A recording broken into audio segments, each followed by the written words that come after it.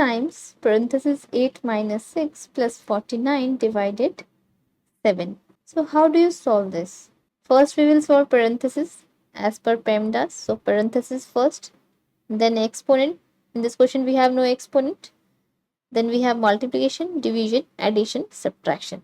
So 3 times 8 minus 6 is 2, then plus 49 divided 7.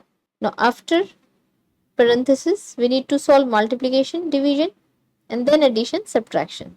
But in this multiplication, division, remember that they are grouped together and we have to solve them from left to right. So from left to right we have here multiplication, although there is no choice between multiplication and division because left to right choice is between multiplication and division. Here we have multiplication and addition, and division is at last. So from left to right we will do multiplication first. So it is 3 times 2 is 6 plus 49 divided 7. Now between addition and division there is no choice of left to right because addition will always come after division. So we will have to do division first. So 6 plus 49 divided by 7 is 7. 6 plus 7 is 13. So 13 will be the right answer. What is your answer? Let me know in the comment section. Thanks for watching.